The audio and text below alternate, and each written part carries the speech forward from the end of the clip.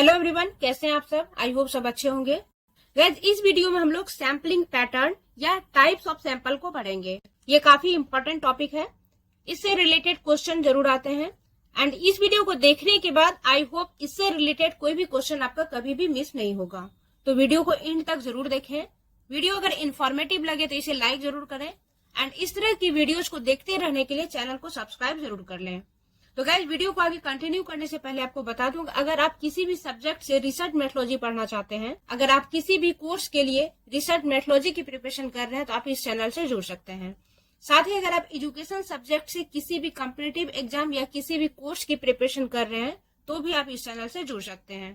तो आइए वीडियो को कंटिन्यू करते हैं कि सैंपल के क्या टाइप्स हैं। तो गाइस, सैंपल के दो टाइप्स हैं, probability sample and non probability sample, संभाव प्रतिदर्श और असंभाव प्रतिदर्श।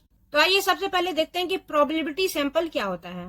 प्रोबेबिलिटी सैंपल वे सैंपल होता है जिसमें कि पॉपुलेशन को रिप्रेजेंट करने की पॉसिबिलिटी होती है। इसमें एक यूनिट का दूसरे यूनिट से कोई भी बंधन नहीं होता है।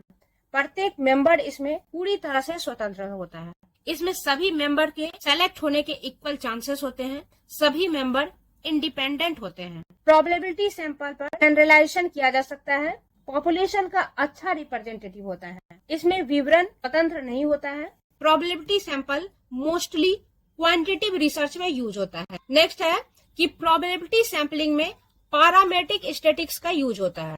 पैरामीट्रिक स्टैटिस्टिक्स का प्रयोग करते हैं। प्रोबेबिलिटी सैंपल टाइम टेकन होता है। सेकेंड है non probability sample. Probability sample का जस्ट अपोजिट होता है ये। इसमें सभी पर्सन के सेलेक्ट होने के इक्वल चांस नहीं होते हैं। Non probability sampling mostly used in qualitative research. यहाँ इंपॉर्टेंट है कि नॉन प्रोबेबिलिटी सैंपलिंग का यूज मोस्टली क्वालिटेटिव रिसर्च में होता है। देन नॉन प्रोबेबिलिटी सैंपलिंग में नॉन पैरामीट्रिक स्टैटिस्टिक्स का यूज होता है। नॉन प्रोबेबिलिटी सैंपलिंग से जनरलाइजेशन नहीं किया जा सकता है। तो इस तरह से नॉन प्रोबेबिलिटी सैंपल में प्रत्येक यूनिट का सेलेक्ट होने का चांसेस नहीं होता है। जनरली इसमें सैंपल और पॉपुलेशन एक ही होते हैं, इसीलिए इसमें जनरलाइजेशन नहीं किया जा सकता है। इसका प्रयोग लोकल रिसर्च में ही किया जाता है।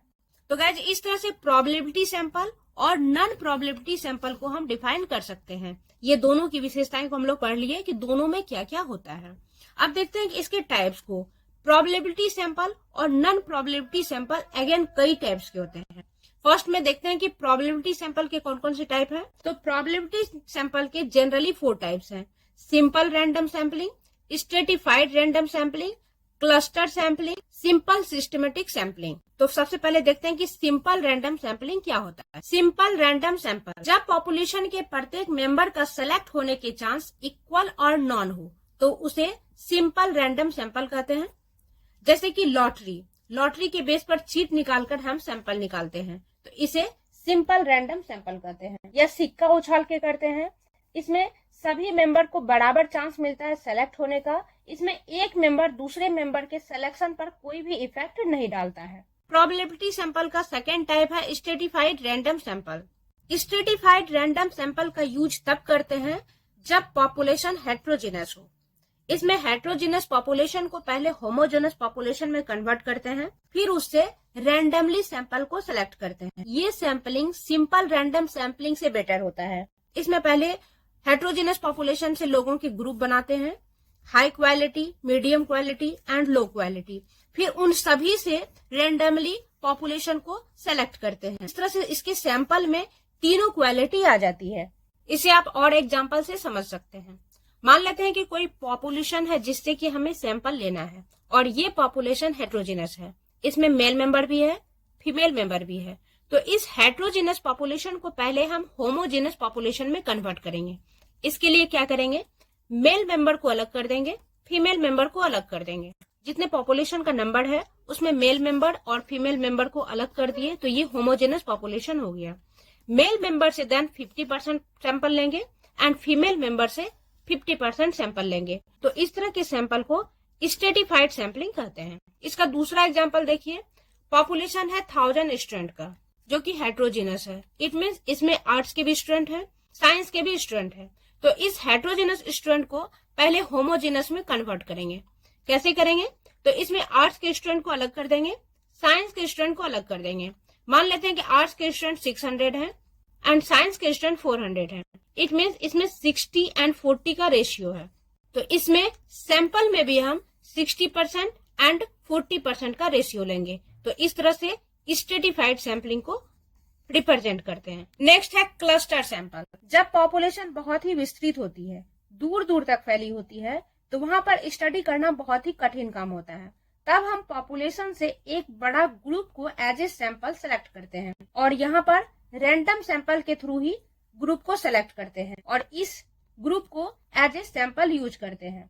सिंपल रैंडम और स्ट्रेटिफाइड सैंपल इसका यूज तब करते हैं जबकि पॉपुलेशन कम होता है। जब पॉपुलेशन का साइज बहुत बड़ा होता है तो वहां पर क्लस्टर सैंपल का यूज करते हैं। तो सिंपल रैंडम सैंपलिंग और स्ट्रेटिफाइड रैंडम सैंपलिंग का यूज तब करते हैं जब पॉपुलेशन स्मॉल होता है और क्लस्टर सैंपल का यूज तब करते हैं जब पॉपुलेशन लार्ज होता है। इसे एक एग्जाम्पल के थ्रू समझते हैं। मान लेते हैं कि हम कोई सर्वे करने जा रहे हैं जो नेशनल लेवल पर है। तो नेशनल लेवल पे कंट्री में टोटल 29 स्टेट है, तो हम ऑल 29 स्टेट से सैंपल नहीं ले सकते हैं। तो हम क्या करेंगे, 29 स्टेट में 2-3 ग्रुप बना लेंगे और उस ग्रुप को एज ए सैंपल यूज करेंगे। ये कंट्री है, इसमें टोटल 29 है, तो यहाँ पर 2-3 ग्रुप, इट मीन्स 2-3 स्टेट को लेंगे और उस स्टेट पर रिसर्च करेंगे एंड उसे जनरलाइजेशन कर देंगे कंट्री पर। तो इस तरह से क्लस्टर सैंपलिंग लेकर रिसर्च किया जाता है। अब एक क्वेश्चन आता है कि स्ट्रेटिफाइड सैंपल और क्लस्टर सैंपल में क्या डिफरेंस है। तो स्ट्रेटिफाइड सैंपल और क्लस्टर सैंपल में डिफरेंस ये होता है कि स्ट्रेटिफाइड सैंपल में पॉपुलेशन को ग्रुप में बांट देते हैं। इसमें हेट्रोजेनस पॉपुलेशन को पहले होमोजेनस पॉपुलेशन करते हैं एंड वहां पर लोगों को एज ए सैंपल लेते हैं। जबकि क्लस्टर सैंपल में पॉपुलेशन को ग्रुप में बांटने के बाद 2-3 ग्रुप को एज ए सैंपल लेते हैं। तो ये स्ट्रेटिफाइड सैंपल और क्लस्टर सैंपल में डिफरेंट होता है कि इसमें होमोजेनस में कन्वर्ट करने के बाद लोगों को एज ए सैंपल यूज करते हैं, जबकि क्लस्टर सैंपल में 2-3 ग्रुप को एज ए सैंपल यूज करते हैं। क्लस्टर सैंपल कहाँ होता है, जब पॉपुलेशन लार्ज हो, जब पॉपुलेशन हेट्रोजेनस हो, पॉपुलेशन को एज ए ग्रुप लेना हो। क्लस्टर सैंपल का एक और रूप होता है मल्टी स्टेज क्लस्टर सैंपल। इसमें क्या होता है, मान लेते हैं कि एक नेशनल लेवल सर्वे में पहले कुछ स्टेट लेवल पर, फिर कुछ स्टेट की डिस्ट्रिक्ट का सिलेक्ट किया जाता है, फिर डिस्ट्रिक्ट के भीतर ब्लॉक का, फिर गांव का सिलेक्शन किया जाता है। इसे मल्टी स्टेज क्लस्टर सैंपल कहा जाता है। इसमें क्या करते हैं, नेशनल लेवल के सर्वे है, इसमें पहले स्टेट को एज ए सैंपल लिए, इस स्टेट से कुछ डिस्ट्रिक्ट को लिए, इस डिस्ट्रिक्ट के कुछ ब्लॉक्स को लिए, ब्लॉक्स के अंदर में कुछ विलेजेस को लिए एंड इस विलेजेस में 2 और 3 विलेजेस को एज ए सैंपल यूज किए। तो ये होता है multi stage cluster sample. Fourth है सिस्टमेटिक रैंडम सैंपल।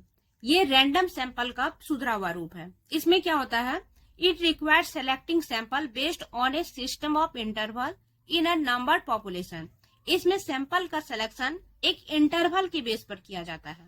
इसमें पॉपुलेशन का नॉन होना बहुत जरूरी होता है। पॉपुलेशन के नेम के आधार पर अल्फाबेटिकली या अदर मेथड से पर्सन को सिलेक्ट किया जाता है।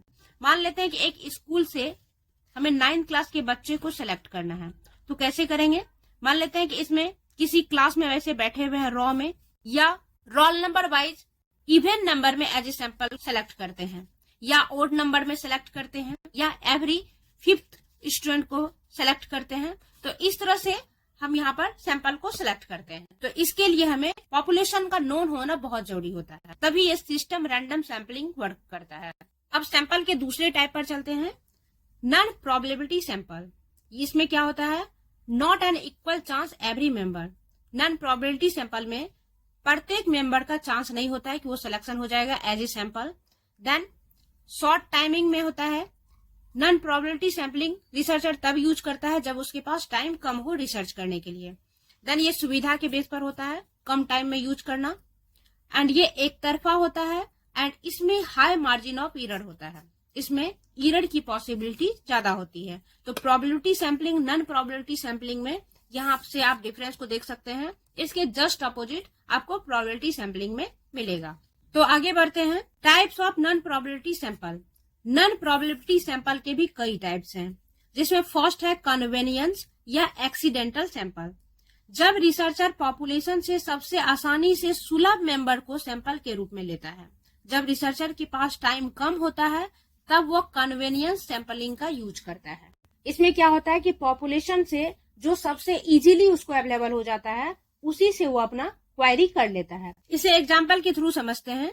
मान लेते हैं कि कोई भी प्रोडक्ट है जिसका हमें फीडबैक जानना है, तो हम इसके लिए क्या करेंगे, मार्केट में जाएंगे, जो भी हमें इजीली मिल जाएगा, आगे में जो भी मिल जाएगा उस प्रोडक्ट का फीडबैक लेंगे, चाहे वो मेंबर इस प्रोडक्ट को यूज कर रहा है या नहीं कर रहा है। जो हमें इजीली मिला, जो एक्सीडेंटली हमें टकरा गया, हम उसी से उसका फीडबैक ले लिए और उसके बेस पर कंक्लूजन बना दिए।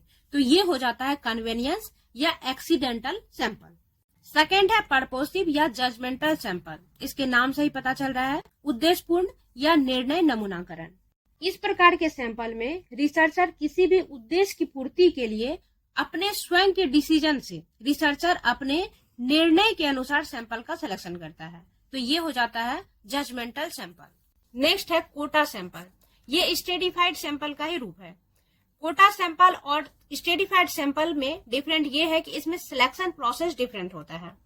कोटा सैंपल में क्या होता है, इसमें रिसर्चर पहले फिक्स कर लेता है कि उसे कितना सैंपल लेना है, पॉपुलेशन को कैटेगरीज में बांट देता है, फिर अपनी सुविधा के अनुसार प्रत्येक कैटेगरी से फिक्स लोगों को एज ए सैंपल लेता है। जबकि स्टेडिफाइड सैंपल में हेट्रोजेनस पॉपुलेशन को होमोजेनस पॉपुलेशन में कन्वर्ट करने के बाद सिंपल रैंडम प्रोसेस से सैंपल का सिलेक्शन करते हैं एंड इसमें अपनी सुविधा के अनुसार करते हैं। तो ये डिफरेंट होता है स्टेडिफाइड सैंपल और कोटा सैंपल में, बट इसमें दोनों में ही ग्रुप में बांट के फिर सैंपल का सिलेक्शन करते हैं। नेक्स्ट है एक्सीडेंटल सैंपल। इसे हम लोग पढ़ चुके हैं। जब कोई रिसर्चर किसी भी व्यक्ति के पास आ सकता है और उसे कोई जानकारी नहीं भी हो सकती है और इसका उपयोग मार्केटिंग रिसर्च में किया जाता है। नेक्स्ट है स्नोबॉल सैंपलिंग।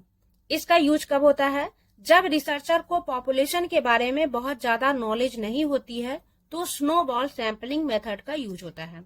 ये एक चेन नेटवर्क के जैसा काम करता है। मान लेते हैं कि कोई रिसर्चर ये पता लगाना चाहता है डॉम्स पेंसिल का यूज कितने बच्चे करते हैं, तो उसे सबसे पहले एक बच्चे के पास जाना है जो कि डॉम्स पेंसिल यूज करता है। वो बच्चे अपने क्लासमेट के बारे में बताएंगे कि ये बच्चे यूज करते हैं, फिर वो बताएगा इस क्लास के बच्चे यूज करते हैं। देन वो अगेन दो बच्चे के नाम लेगा, ये दोनों बच्चे यूज करते हैं, फिर ये बच्चे दो के बारे में बताएगा, फिर ये बच्चे दो के बारे में बताएंगे, ये बच्चे दो के बारे में बताएंगे, ये दो के बारे में बताएगा। इस तरह से ये नंबर ऑफ सैंपल बढ़ता जाएगा कि ये सारे बच्चे यहाँ पर डॉम्स पेंसिल का यूज कर रहे हैं। ये एक बच्चा से स्टार्ट होगा और यहाँ तक पहुंच जाएगा। तो इस तरह से ये एक चेन बन जाएगा और इस तरह से उसे पता चलेगा कि कितने प्रोडक्ट एक स्कूल में कितने बच्चे हैं जो कि डॉम्स पेंसिल का यूज कर रहे हैं, और इस तरह से वो उस पर रिसर्च कर पाएगा, कंक्लूजन तक पहुंच पाएगा, उस प्रोडक्ट के बारे में अपना रिव्यू, अपना कंक्लूजन दे पाएगा। तो इस तरह से स्नोबॉल सैंपलिंग वर्क करता है। ओके गाइज, इस वीडियो में यहाँ तक ही रखते हैं। नेक्स्ट वीडियो में हम लोग सैंपलिंग एरर को पढ़ेंगे। सैंपलिंग एरर को कैसे कम करते हैं ये पढ़ेंगे।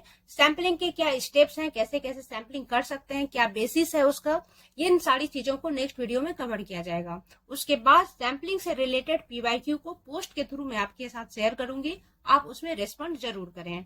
ओके गाइज, आई होप ये वीडियो आपके लिए इन्फॉर्मेटिव होगी। वीडियो को लाइक जरूर करें एंड इस तरह की इन्फॉर्मेटिव वीडियोस को देखते रहने के लिए चैनल को सब्सक्राइब जरूर कर लें। गाइज, अगर आपकी कोई क्वेरी हो, कोई सजेशन हो, कमेंट बॉक्स में लिख सकते हैं। इसके साथ ही आप टेलीग्राम चैनल या इंस्टाग्राम के थ्रू भी हमसे जुड़ सकते हैं, अपनी राय दे सकते हैं। मिलते हैं फिर नेक्स्ट वीडियो में, इसे आगे कंटिन्यू करते हुए। Thank you so much for watching.